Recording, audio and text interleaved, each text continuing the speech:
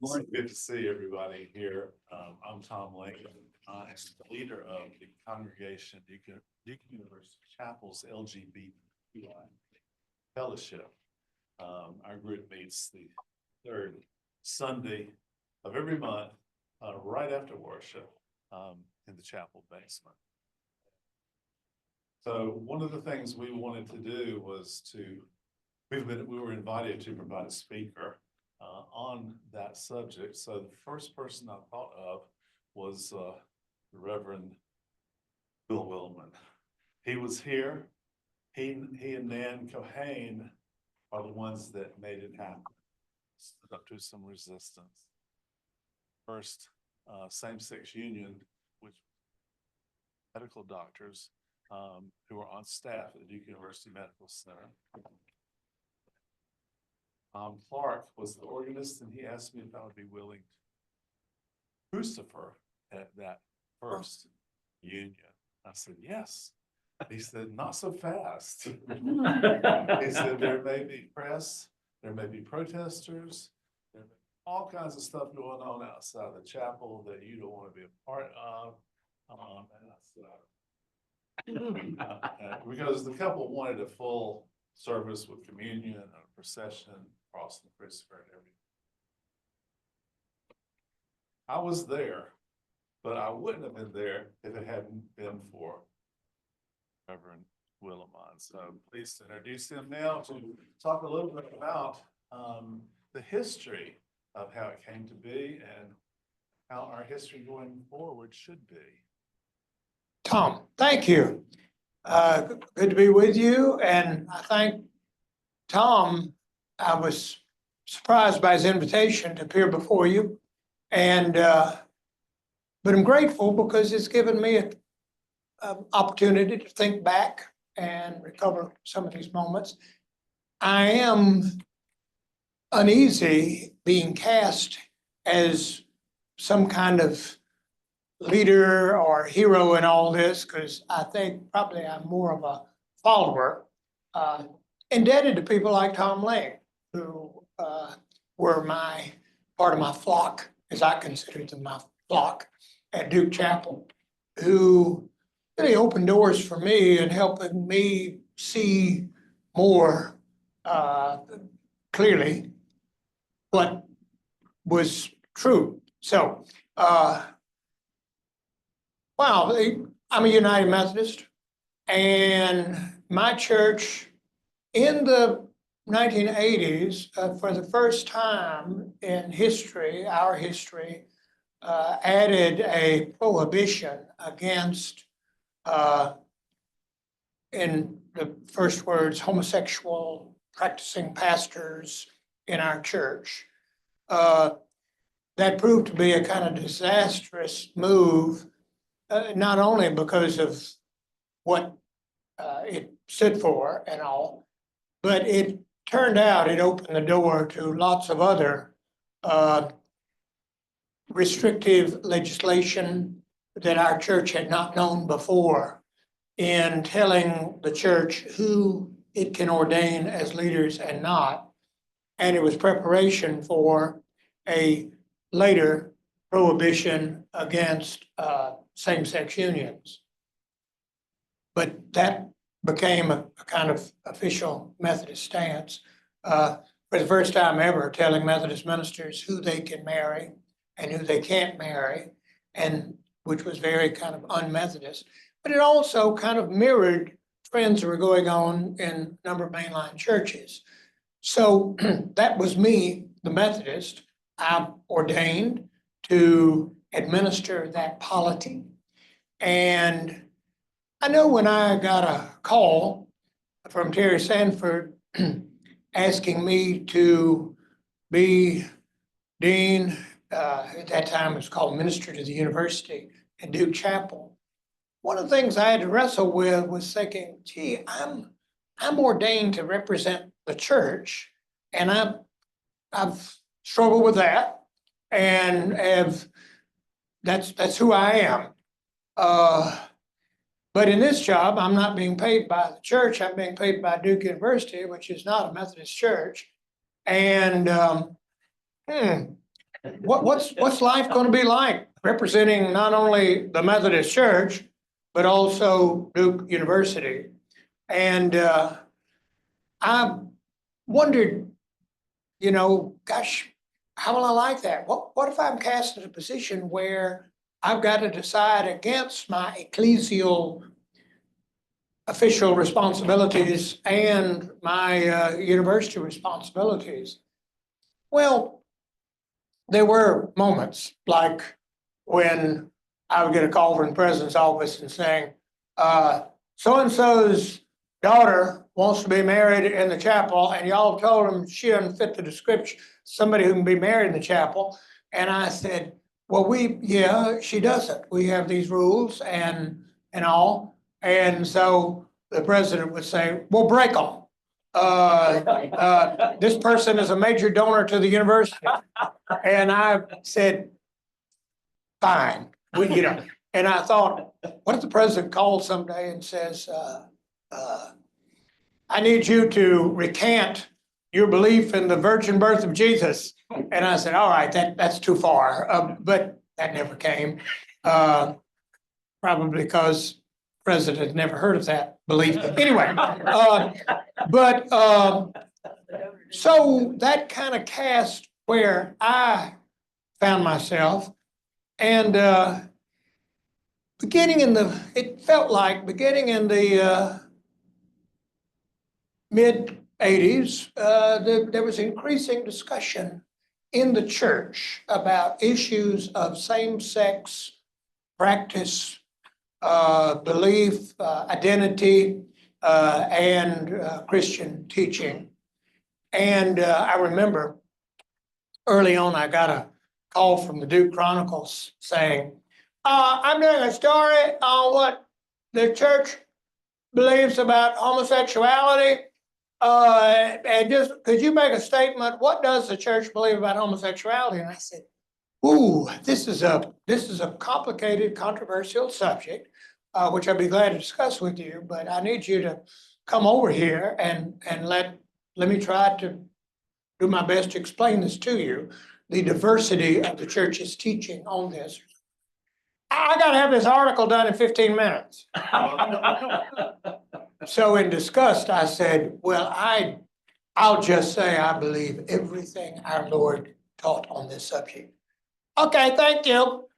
The next morning in the Chronicle, Dean of the chapel says he completely agrees with Jesus Christ's teaching on homosexuality.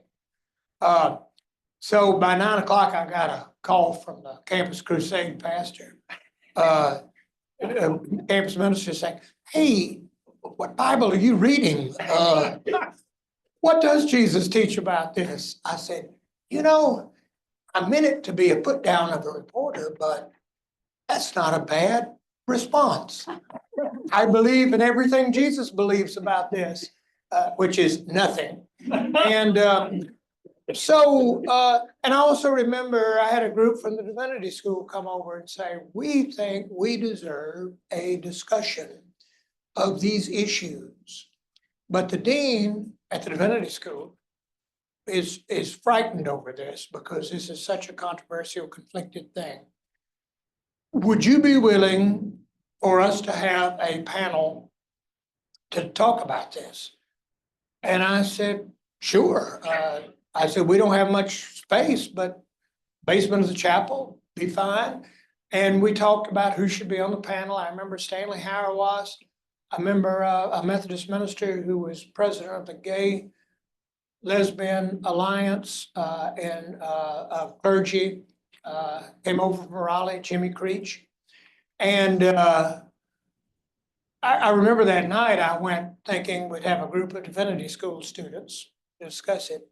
200 people packed in the downstairs at the chapel. And and I thought, wow, what I would give to have 200 students here every Sunday. So, and we had a fascinating discussion. I remember Mayor McClintock Fulkerson on the panel too and all. But one thing I remember during the evening is, Stanley Hauerwas got into a discussion with a student, and the student made the statement about, the most important moment in my life is when I learned, when I became honest about my sexuality. And Hauerwas said, well, then kid, you need to get a life because, you know, I'm a Christian and I'm not that impressed by your sexuality. My goal is not to get you to express your sexuality, but to get you to be a disciple. And the student said, oh, okay. And he said, and Stanley said, I bet you I'd feel like you feel if my sexuality had been repressed and I had been asked to be dishonest about it, but still. And then Stanley turned around and he said, Willimon ought to preach in Duke Chapel in such a way as to make discipleship more interesting than orgasm. Those of you who know Stanley. And I said, wow, I actually need to get to work. I said, that's setting the bar a little high on a good sermon, Stanley. Anyway, I remember that as an evening of honesty and laughter and also some tears and a moment. Well, I started discussions with Nan Cohan about, hey, a couple of people have mentioned about the issue of what was being called same-sex unions at that time. And I said, I've already heard from people saying, why isn't Duke doing this? The Emory Chapel has started it, is doing these, allowing these. And but I've also heard from other people saying, don't you dare. I hope you're not thinking about this. And President Cohan said, let me check to see if I've been, and anyway, she was starting to get some correspondence. So we started talking. And Nan Cohan let me know right away. She said, I don't understand why the chapel's not doing this. Said, why is Emory doing it? They're Methodist related. Why aren't we doing it? And I said, well, I think we're finding out Duke Chapel is a very special place. It is the symbol for this university in a way that Emory's Chapel isn't. I said, also, this place has built around it a host of memories and allegiances, and it's dear to a lot of people for a lot of different reasons and all. And we talked about it a couple of times. And I noticed every time we met, we only met 2 or 3 times a year, but she would mention this about what's going on with this discussion. And I said, well, I'm having a discussion. I remember I started meeting periodically with a student group on campus, which began as the Gay Lesbian Alliance group, is what they call themselves. And I remember one of the meetings, I said, it's good to be back at the Gay Lesbian Alliance, and it's good to be, and they stopped me and they said, Dean Willimon, our name has changed. We're now the Gay Lesbian Bisexual Alliance. I said, okay, it's good to be here at the Gay Lesbian Bisexual Alliance. And I said, well, actually, we're having discussions about the issue of preoperative and postoperative trans. And I said, okay, look, I think y'all are moving faster than I am. And look, could I just stay with the gay, lesbian, bisexual for the moment? And could we move? And, but it was a reminder that all of us were in process on this. I know at some point I met with a group of Methodists concerned about this. And I said, for starters, let's all just remind ourselves, there's nobody sitting here in this room that thinks about this subject like you did 10 years ago, okay? Everybody has been through a number of, to use some of our language, conversions on this. And I assume God is continuing to work. So let's not act like our position was, we were born with that. Let's have a discussion. Anyway, but it was a time of education for me. I do remember one incident during that time where there was a group on campus, Act Out, that was outing people forcibly. And I came to campus and a assistant dean of students had his picture on there saying, this man is a hypocrite. He is gay and he won't admit it. He was in my office by 10 o'clock in tears saying, my partner is a very, very private person and you could suffer retribution for this and all. Well, it made me so mad. I called up a student I knew on the Chronicle and I said, I guess it's too much to ask, but you'd think people who had themselves been victims of oppression and injustice, you'd think they would be a little careful about committing injustice against other vulnerable people, but I guess that's too much to ask.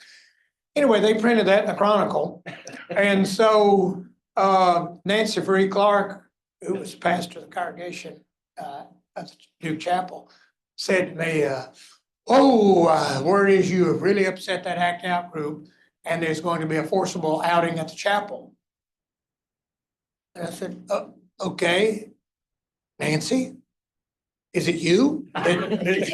She said, I have a child. I said, oh, well, and anyway, nothing came of all that. But it was just, it was big. And I remember when Nan Cohan said to me, I brought this up with you now 2 or 3 times. You have told me you're working on this. Why has there not been movement on this from the chapel?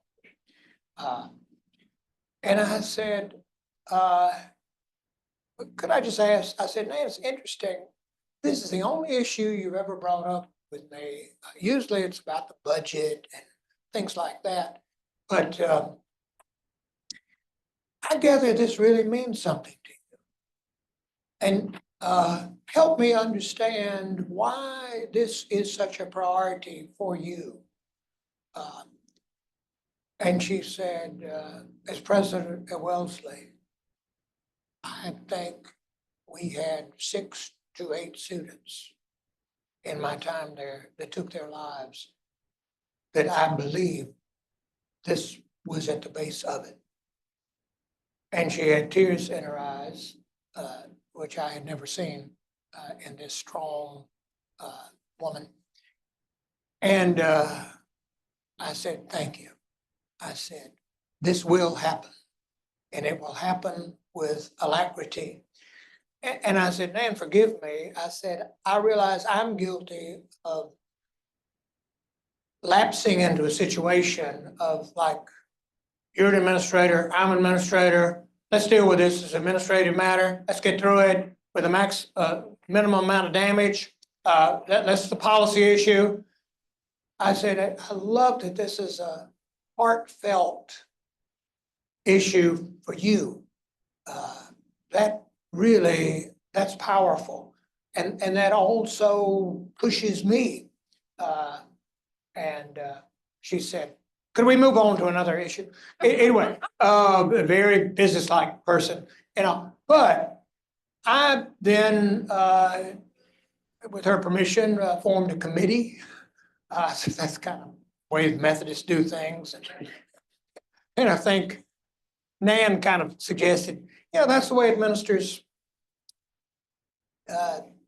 do their cowardice with committees. And I said, please. And I said, I'm gonna put a Methodist bishop on it.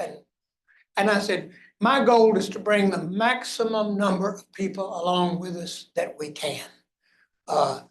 That's my goal. I said, I've gotten some very moving letters from alumni. And I said, for some reason, known only to them, when we do this, it will destroy a huge part of their memories, of their lives.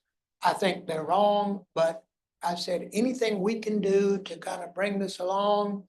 I said, I've talked to the bishop in Georgia, and when Emory made this move, it was done by the president, by fiat, was no preparation. And I think it has been a disaster, at least as far as the church and Emory are concerned. I said, I think we can do it better, the Duke way. And so they met for like maybe a month, and they came with a recommendation that we allow same-sex unions at Duke Chapel.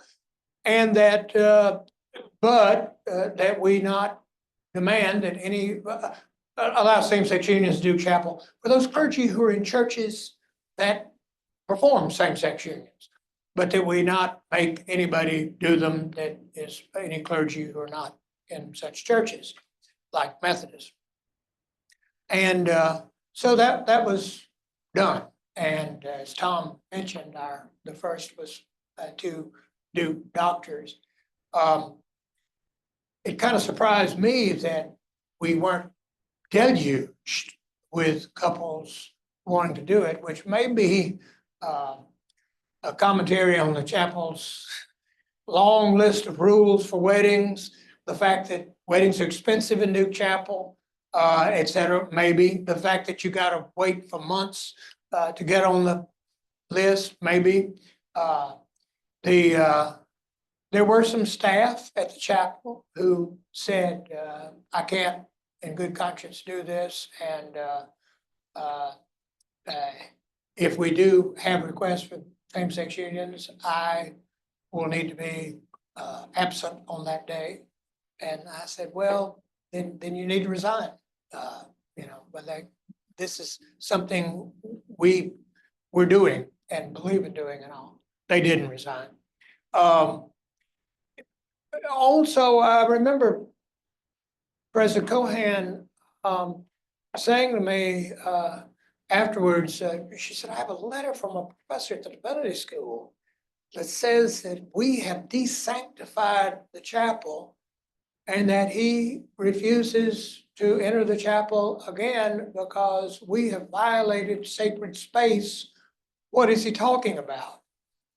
And I said, let me deal with this. I'm actually at the divinity school. You probably don't have the theological background to know what an idiot this man is. I'm saying this. I said, I'll handle this. And she said, it doesn't sound like you're handling it well. And I wrote him back and said, your letter is incoherent. You're a Methodist, for God's sake. Methodists don't even believe in sanctified buildings or desanctified buildings. And you're telling me that Duke Chapel and all that it stands for and the word that is preached from its pulpit, all that is somehow damaged by who he let get married there? And I'm thinking about all the questionable marriages that I did. I said, you need to come up with a better argument. In fact, it's kind of embarrassing that you have written a letter like this to the president. We can do better. Anyway, I didn't hear from him again, but it did. The issue is it's a justice issue. It's a pastoral issue. But it's also a theological, biblical issue that I think has helped me, others, to clarify a theology of just what do we believe, and where are we? Looking back, it doesn't feel like a courageous act. In fact, it feels like probably an act that people experiencing it. I remember the students who met with me to talk with me about it. It was helpful in thinking things through. It was also, I remember a reporter from the Chronicle said, okay, yeah, I know the Methodist Church's position and all, but how do you personally feel? How do you really feel? What's on your heart? And I said, well, that's kind of irrelevant. I said, I'm an ordained pastor. My job is to witness to the faith of the church, to bear forth the testimony of the church. My personal feelings are not the main, and I've just realized it was hard to have a conversation with someone who really is inhabiting a kind of different world, who I could imagine that's difficult to understand. There were those who said to me things like, "So you're gonna let the president of Duke University tell you what to do?" Or what to preach, and I said, "Never." I said, "I think it's amazing. Duke University is a university that is big enough and intellectually free enough to let me run loose at the chapel and say the things I say. I'm grateful for that. Most universities wouldn't.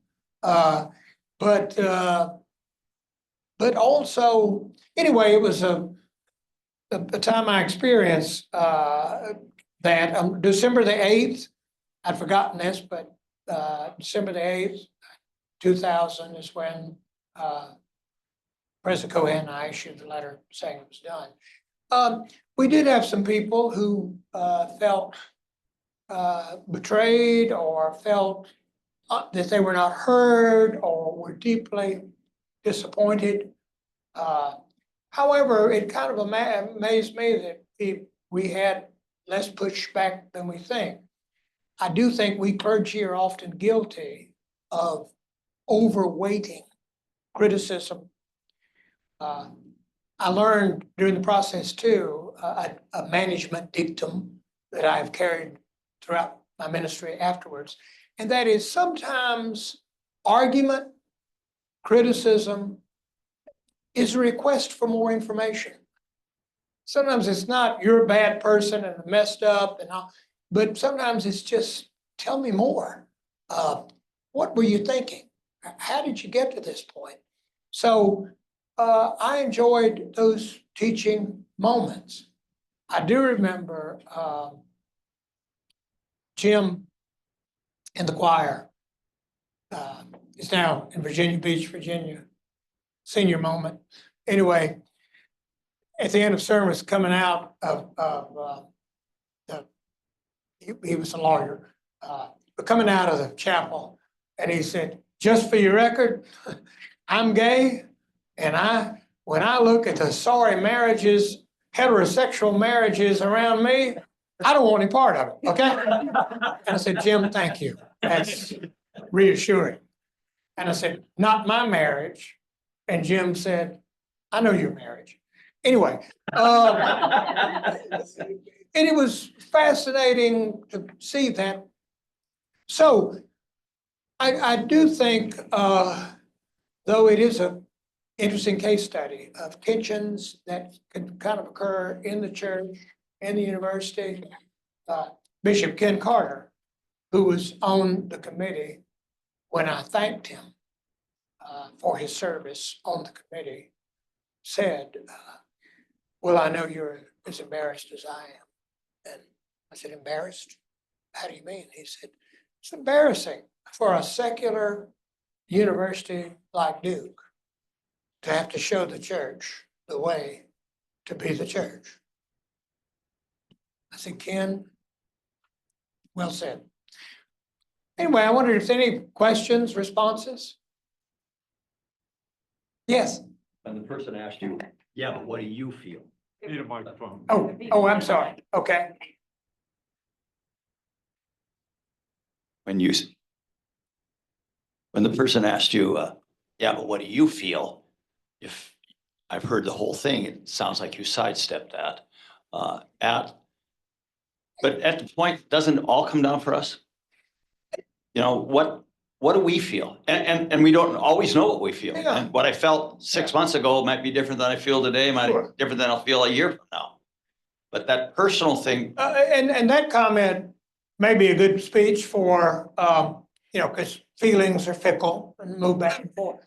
That it's dangerous to make major decisions, policy decisions on the basis of my feeling.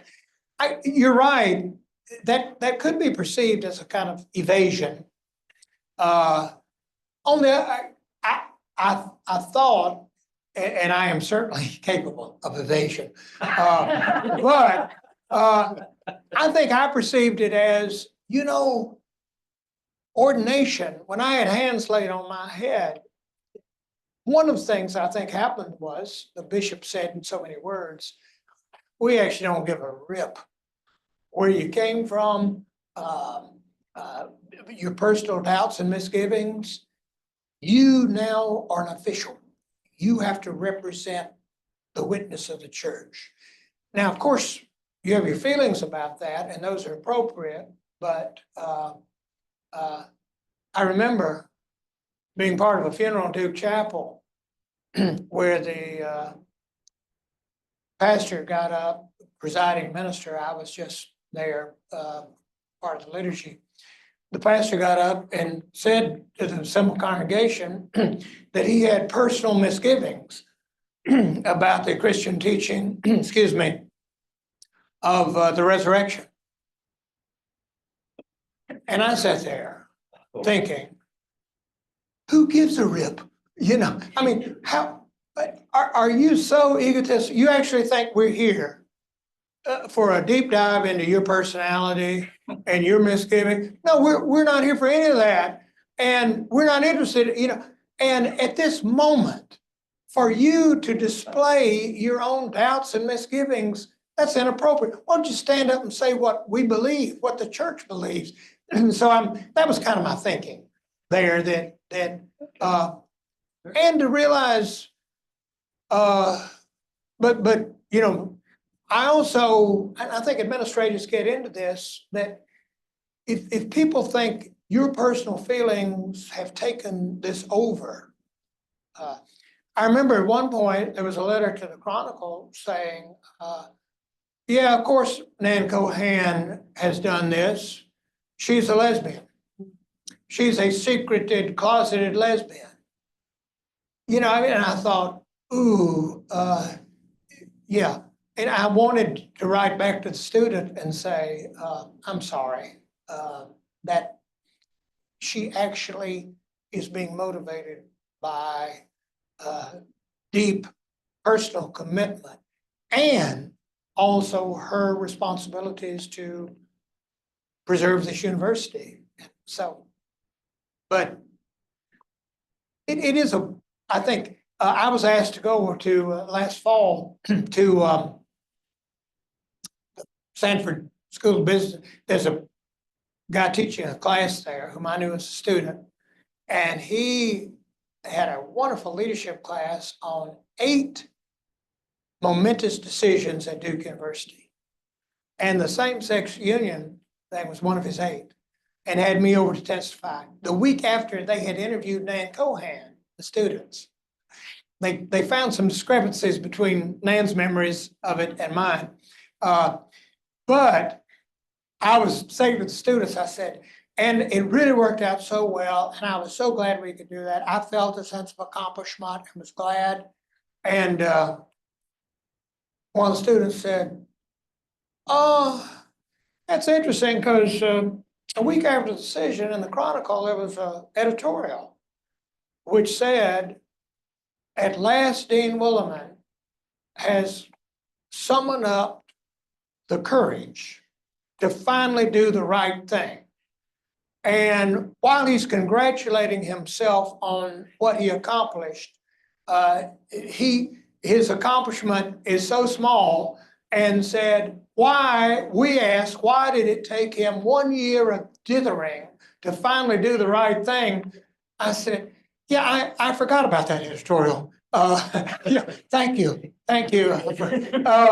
But I said, that's also, isn't it interesting how I perceive this in my memories, how it was perceived at the moment? Hey, old man, don't do us any favors. Good, so.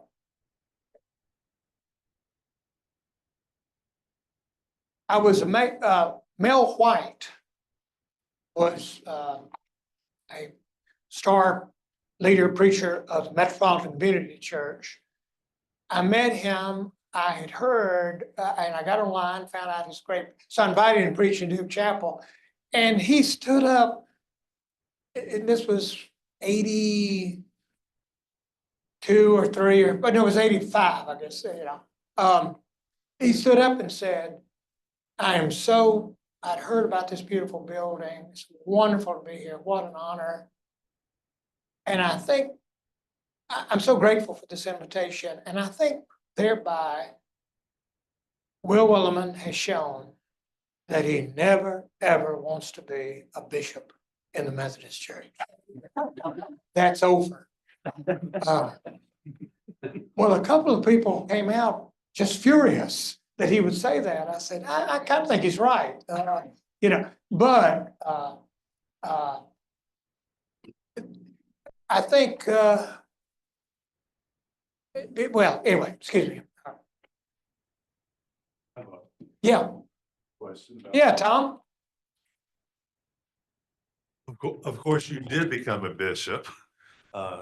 And can you speak to some of the things that happened in the schisms in the United Methodist Church when it came to this topic, causing, what is it, 600 or 6,000 churches to depart from the conference?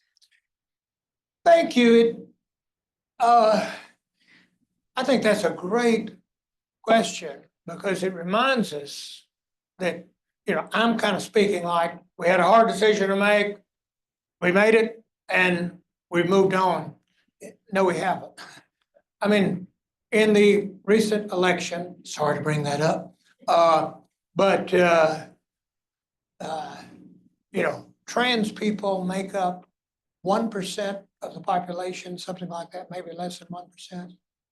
Somehow they found themselves as a major issue in the election, the major issue among Republicans in North Carolina, and all, you know, with all the challenges North Carolina faces, they decided that the main thing North Carolinians you got to do to get our vote is beat up on trans people, cultivate the fears, etc., going into athletics and all.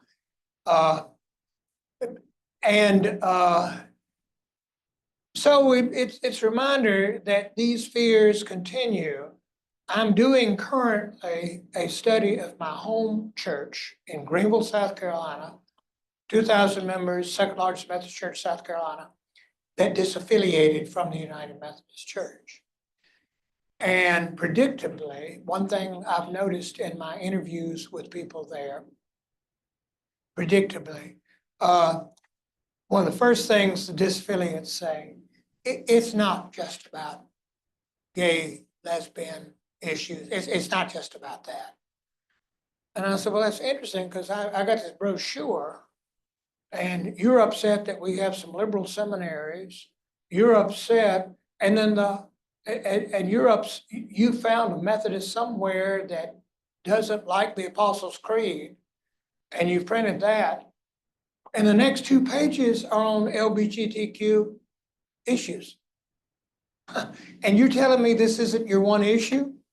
And in fact, I found the document whereby they disaffiliated from the United Methodist Church and took all the property with them as they left, and excluded 200 of their members by the vote who left the church, wanting to be loyal to the United Methodist Church. Anyway, in the disaffiliation, it says we are disaffiliation because we reject the stand on same-sex issues of the United Methodist Church. That is the sole, they're leaving after 200 years, leaving the denomination over that issue. The denomination now at the last general conference is, you know, approved to a degree, same-sex unions, marriages, gay marriages and all. But so I just think that's astounding. And that, and I have tried my best to say to people, why, help me understand why this is such a central issue for you. Because you have very little biblical support for this. This has never been a huge issue in church history. why are you making it the key issue? And I gotta admit, I'm still baffled by this. It feels irrational, unjustified and all. On the other hand, my best explanation is I think somehow LGBTQ issues, people have become a lightning rod for people's fears, dissatisfactions. Politicians have realized this is a potent, powerful issue. I have said to them disaffiliating, I said, I'll be dead by this time, but I give you 10 years on this. I said, maybe you can ride this for 10 years. You can have on your website that we're for biblical fidelity and therefore we do not bless same-sex union. I said, I'll give you 10 years on that. The numbers among Americans are gonna catch up with you. Then you're gonna have to find some other reason for being a church. You might have to go back to Jesus Christ, who said, come unto me. And I said, I don't know why Jesus Christ loves so many LGBTQ people. And they keep showing up at our churches, even though our churches have given them so many reasons not to show up. Why don't you ask Jesus? But it is, what we're talking about, sadly, is not ancient history. And so, and sort of generalizing from that, you mentioned Bishop Ken Carter years ago. He was the first person I heard point out how the struggles of the Civil War were presaged by denominational splits over the racial composition of who worshiped together back in the 1800s. And seeing these recent attempts to use the church as a cudgel in the culture wars, how do we help make the church be a welcoming place instead of a narrowing place? wonderful question. That was Nelson? Or, Yes. okay.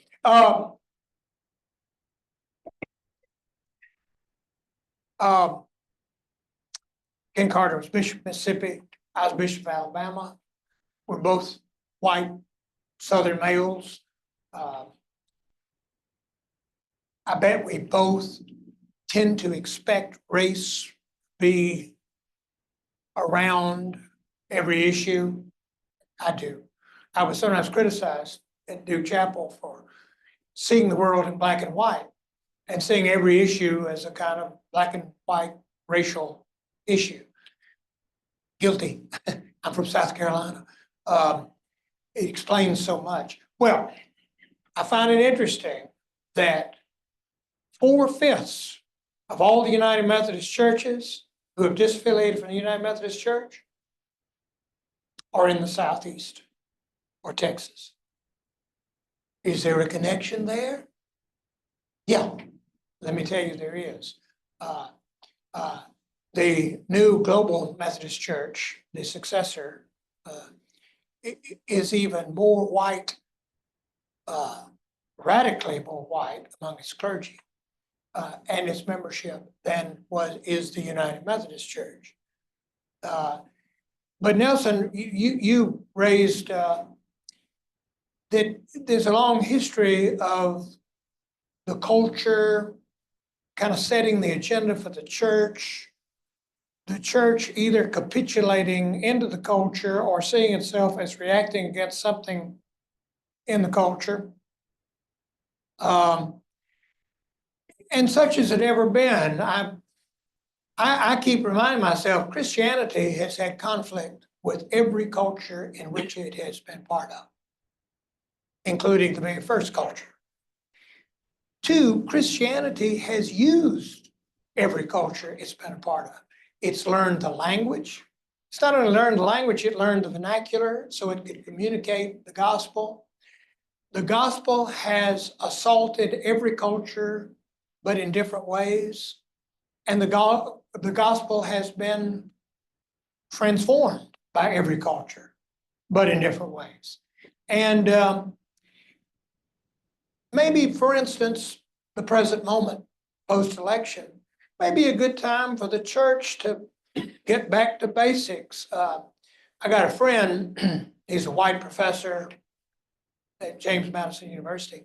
He's a member of a predominantly Black congregation. His preacher's African American. And he said the morning after, the Sunday after the election, his preacher came up and started his sermon, and he said, there was a gasp. He threw up on the screen behind him a picture of Kamala Harris, a picture of Donald Trump. And the congregation gasped, and he said,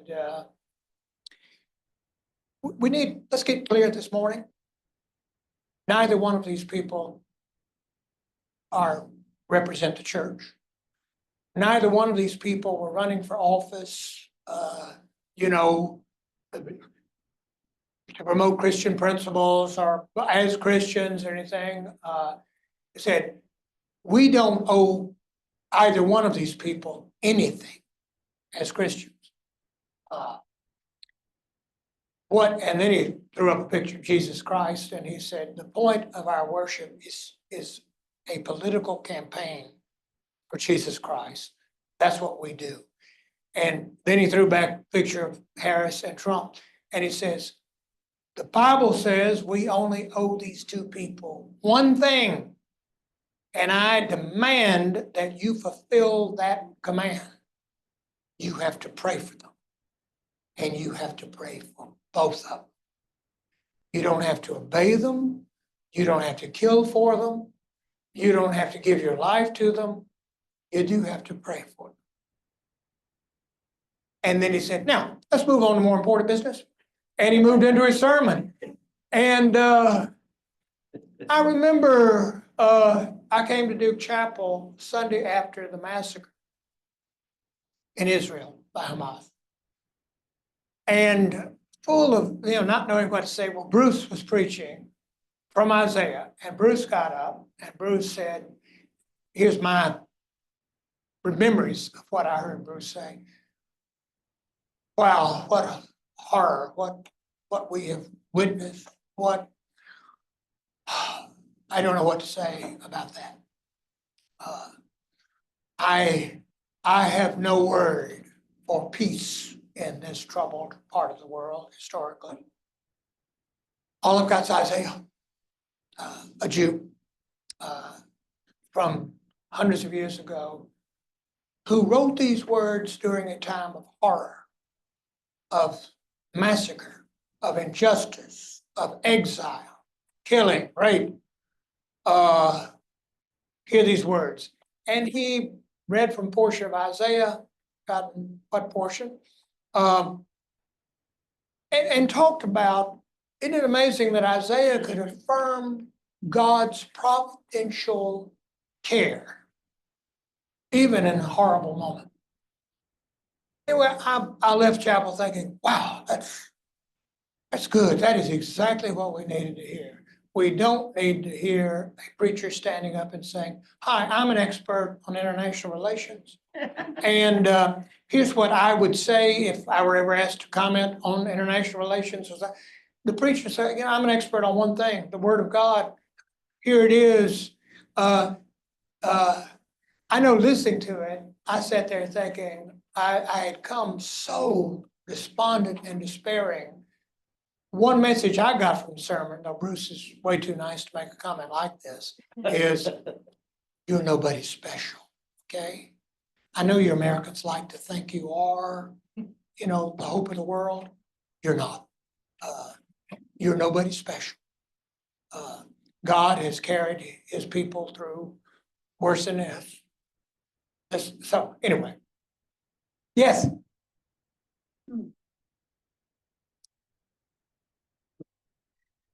So kind of back to Nelson's question, but also because I like how you laid out how many people really did disaffiliate.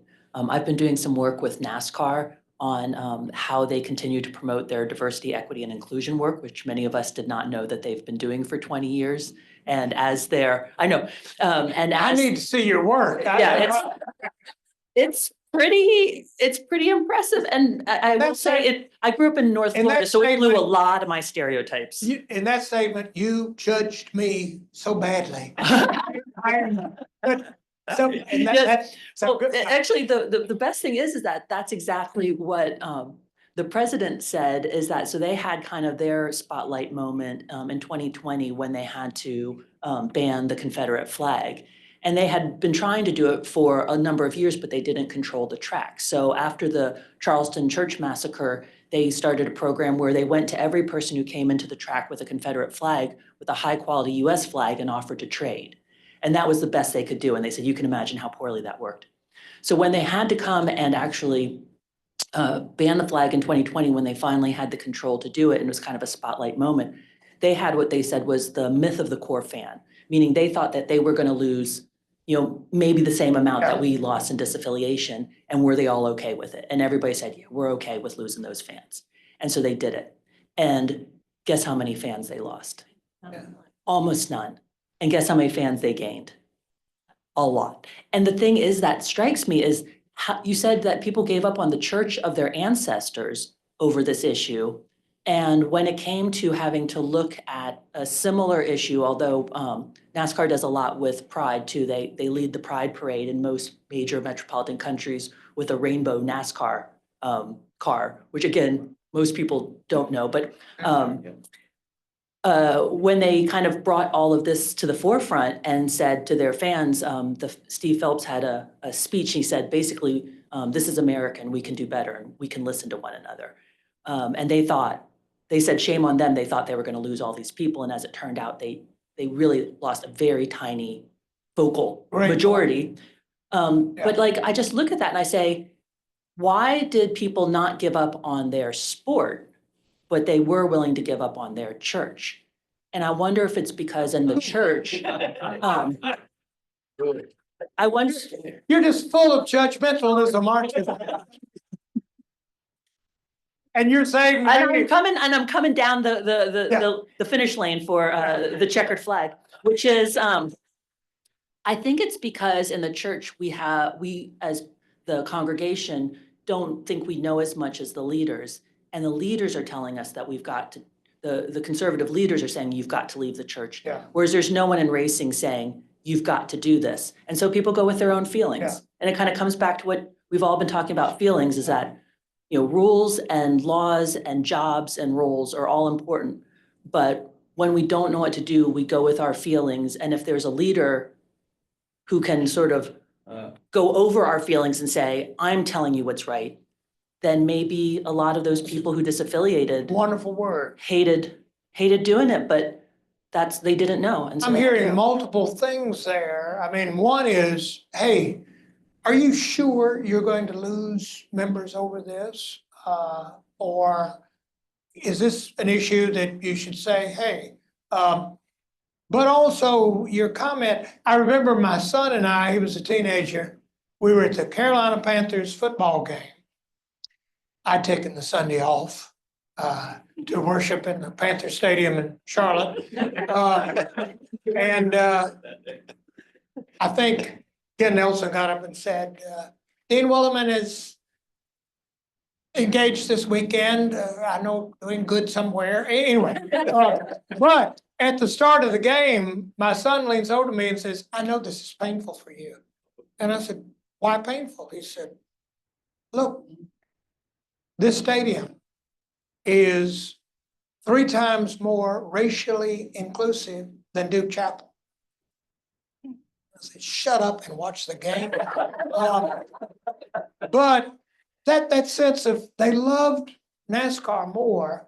Another thing is, preacher, I confess, and we talk about this in our classes, I can tell you the people who stormed out of my church because they didn't like a sermon I preached or something I said or something. I have no list of the hundreds who have left my church quietly, saying nothing because they gave up. They knew nothing new or challenging would be said in that church. They had nothing engaging, spiritually challenging, and they left quietly. How about those people? What a wonderful analogy there. Even though judging me for all of my snarky, snobbish put downs of NASCAR. And, but a challenge also that, how about Jesus Christ? That's why we're gathered here. And in Alabama, I had a pastor who was so conservative, graduate of Asbury Seminary. I actually one time told him, you are not free. Here's a list of issues you're not free to try to discuss with me because I have a blood pressure problem and it could be damaging to me. You make me so upset with some of your Neanderthal ideas. And anyway, so I got a complaint from one of his people that this pastor was in a bar 3 nights a week and said, once again, you've sent us the wrong pastor and we don't pay for this kind of thing. So, what? So I called him and it said, it's not only a bar, it's one of those bars. So, I called and I said, what is this, in a bar? And he said, yeah, he said, mostly 2, sometimes 3 nights a week. He said, have you looked at our numbers? Said, I've had 4 baptisms on profession of faith come out of those conversations in that bar. I said, oh, wow. He said, he said, Bishop, I'll tell you, I'll promise you I'll stay out of that bar if you can get Jesus to promise to stay out of that bar. I said, goodbye, thank you. Okay, thank you. And thank you so much for coming. Next week, we have Alasia Ledford, who will be speaking on thoughts on creation. So thank you again. Yeah. Wow. I wouldn't even think the mic, I would let you keep going. It's a relevant